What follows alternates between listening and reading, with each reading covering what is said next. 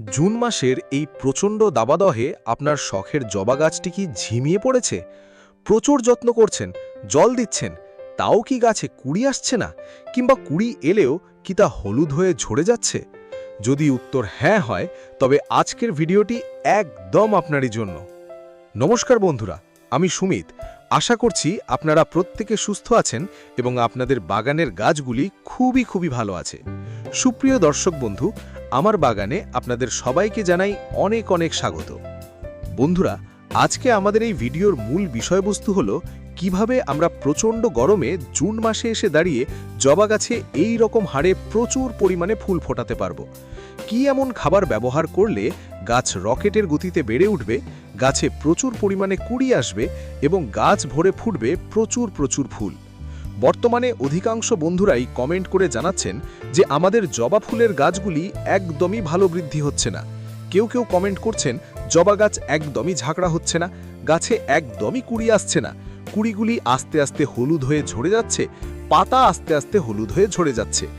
আপনাদের ছাদ বাগানেও যদি এই সমস্ত যাবতীয় সমস্যা দেখা দেয়, তবে আজ আমি আপনাদের একটি ম্যাজিক খাবারের কথা বলবো এবং গরমে জবা গাছকে কিভাবে সুস্থ ও সতেজ রাখবেন তার জন্য কিছু বিশেষ টিপস আপনাদের ফলো করতে হবে।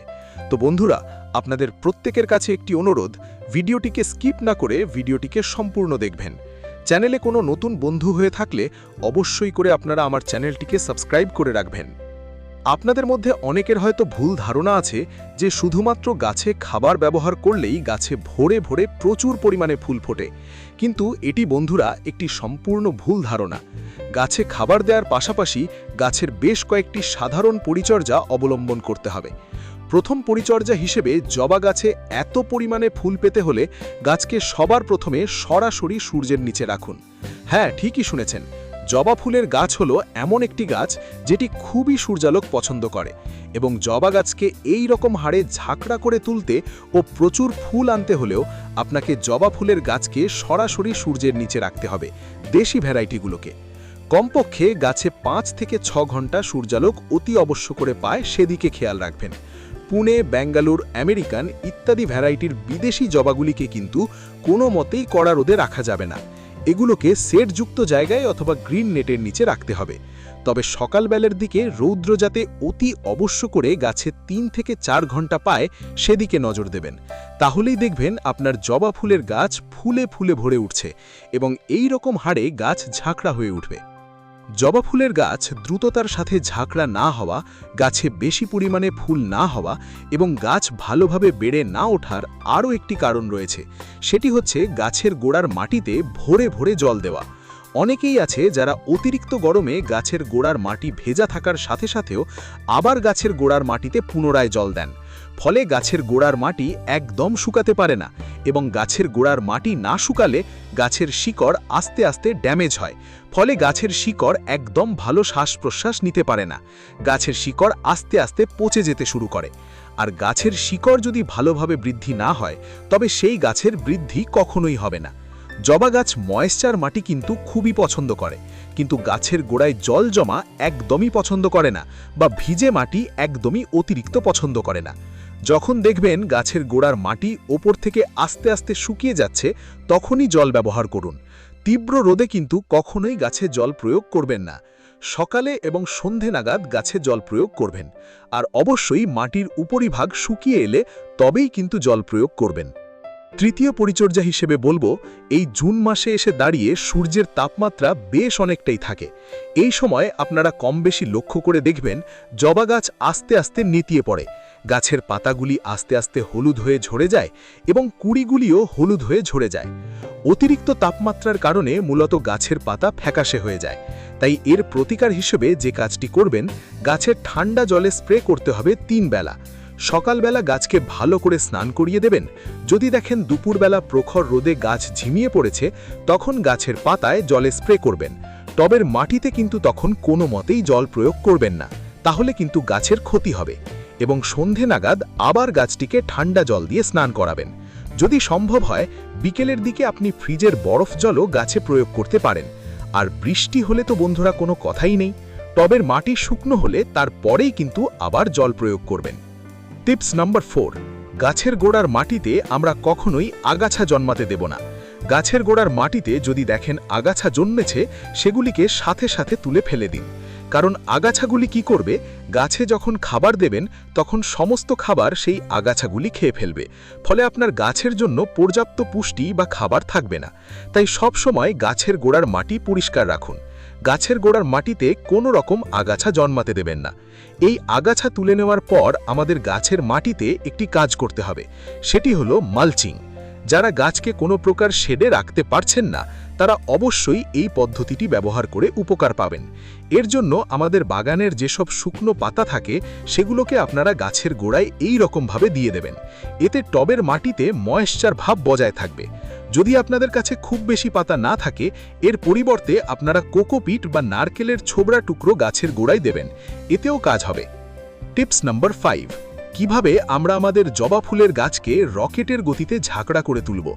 জবা ফুলের গাছকে দেখার মতো বাড়িয়ে তুলতে এবং দ্রুত ঝাঁকড়া করতে হলে আপনাকে জবা ফুলের গাছকে পিঞ্চিং বা কাটাই ছাঁটাই করতে হবে। যখন দেখবেন গাছের ডালগুলি অতিরিক্ত লম্বা হয়ে গেছে বা গাছের ডগায় ডগায় কোনো রকম কুড়ি নেই, গাছের পাতাগুলি সমস্ত হলুদ হয়ে ঝরে যাচ্ছে, তখন সেই সমস্ত গাছের ডালগুলিকে এই জুন মাসে এসে দাঁড়িয়ে আপনারা সফট প্রুনিং করতে পারেন। ডালগুলিকে ডগা থেকে কেটে দেবেন 1 থেকে 2 ইঞ্চি করে, ফলে সেখান থেকে আরও নতুন নতুন ব্রাঞ্চেস আসবে এবং আস্তে আস্তে গাছ সুন্দর শেপ নেবে। মনে রাখবেন, যত বেশি গাছের ডাল হবে বা গাছ যত বেশি ঝাঁকড়া হবে, তত বেশি সেই গাছ থেকে আপনারা ফুল পাবেন। শুধুমাত্র কাটাই ছাঁটাই করেই গাছকে ঝাঁকড়া করা যায়, তাছাড়া গাছকে ঝাঁকড়া করার আর তেমন কোনো রকম বিশেষ পদ্ধতি নেই। তাই এই সময় গাছকে কাটাই ছাঁটাই করুন, এতে গাছ সুন্দরভাবে ঝাঁকড়া হয়ে উঠবে। টিপস নাম্বার 6, এই পরিচর্যাটি আমরা অনেকেই এড়িয়ে চলি। গাছে যখনই ফুল ফোটে, সেই ফুলগুলিকে যদি আমরা না তুলি, তবে সেই ফুলটি গাছের শুকনো অবস্থায় থেকে যায়।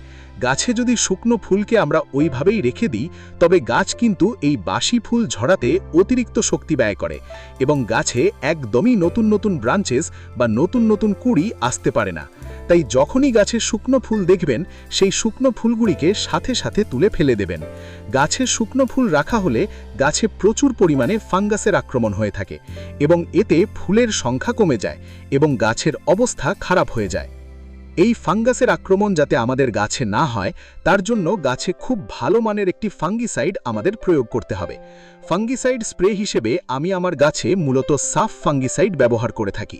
আপনারা চাইলে এর পরিবর্তে ব্লাইটক্স, রিডোমিল গোল্ড, M45, ম্যানসার বা ব্যাবিস্টিন গাছে প্রয়োগ করতে পারেন। এটি ব্যবহারের নিয়ম হচ্ছে 1 লিটার জলে 1 চা চামচ ফাঙ্গিসাইড নেবেন এবং সেটিকে খুব ভালোভাবে মিশিয়ে নেবেন। মেশানোর পর আমরা আমাদের প্রতিটি জবা ফুলের গাছে এটি স্প্রে করব মাসে 2 বার।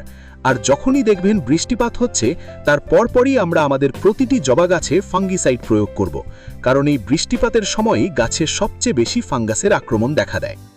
এখন আসি সেই ম্যাজিক খাবারের কথায়। জবা গাছে কি এমন খাবার ব্যবহার করলে গাছ রকেটের গতিতে বেড়ে উঠবে, দ্রুত ঝাঁকড়া হবে এবং গাছ ভরে ফুটবে প্রচুর প্রচুর ফুল? এই সেই সাদা রঙের জিনিস, যা হলো সাধারণ চকের টুকরো, যা দিয়ে ব্ল্যাকবোর্ডে লেখা হয়। এতে প্রচুর পরিমাণে ক্যালসিয়াম থাকে, যা জবা গাছে প্রচুর ফুল আনতে এবং সেই ফুলগুলো ধরে রাখতে সাহায্য করে। এটি গাছের শিকড় বৃদ্ধিতে সাহায্য করে, গাছের পাতাকে সবুজ ও সতেজ রাখে এবং মাটির স্বাস্থ্য উন্নত করে। এর পাশাপাশি মাটিতে পিঁপড়ে, শামুক, ক্ষতিকারক পোকামাকড় দূর করে। মাত্র 2 টাকার কয়েকটা চক আপনারা এইভাবে গুঁড়ো করে নিয়ে মাসে 2 বার গাছের গোড়ায় ব্যবহার করুন। সার দেওয়ার আগে টবের আগাছা বা শুকনো পাতা পরিষ্কার করে মাটিটা একটু খুঁড়ে নেবেন। 10 থেকে 12 ইঞ্চি টবের জন্য 1 চামচই যথেষ্ট। চক গুঁড়ো মাটির সঙ্গে মিশিয়ে দিয়ে ওপর থেকে ভালো করে জল দিয়ে দিন, যাতে সারের গুণাগুণ দ্রুত শিকড়ে পৌঁছায়। এই খাবারটিকে ব্যবহার করার মাত্র 1 সপ্তাহ পর আপনার গাছ ফুলে ফুলে ভরে উঠবে।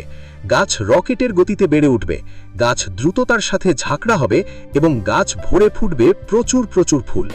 আমি আমার গাছে এত পরিমাণে ফুল পাই, তার গোপন রহস্যই হলো এই খাবার। আপনারা অনেকেই কমেন্ট করেন যে আমি গাছে কি খাবার দিই যার ফলে এত ফুল ফোটে। তো বন্ধুরা, এই হচ্ছে সেই ম্যাজিক খাবার। এই খাবারটি এবং যে কয়েকটি পরিচর্যার কথা বললাম, সেগুলি যদি আপনারা সঠিকভাবে মেনে চলেন, তবে আপনাদের বাগানও এই প্রচণ্ড গরমে ফুলে ফুলে ভরে উঠবে। ভিডিওটি যারা এতক্ষণ ধৈর্য সহকারে দেখলেন আপনাদের প্রত্যেককে অসংখ্য অসংখ্য ধন্যবাদ। ভিডিওটি যদি বন্ধুরা আপনাদের একটুও ভালো লেগে থাকে বা কাজের বলে মনে হয় তবে ভিডিওটিকে একটি লাইক করে দেবেন এবং কমেন্ট করে জানাবেন কেমন লাগলো। আর অবশ্যই করে আপনারা আমার চ্যানেলটিকে সাবস্ক্রাইব করে পাশের বেল আইকনটি প্রেস করে রাখবেন এবং ভিডিওটি অন্যান্য বাগানপ্রেমী বন্ধুদের কাছে শেয়ার করবেন যাতে তারাও খুব সহজে ছাদ বাগান করতে পারে। তো বন্ধুরা, দেখা হচ্ছে আবার অন্য কোনো ভিডিও নিয়ে। ততক্ষণ সবাই সুস্থ থাকবেন, ভালো থাকবেন এবং আমার ভিডিও দেখতে থাকবেন। ধন্যবাদ।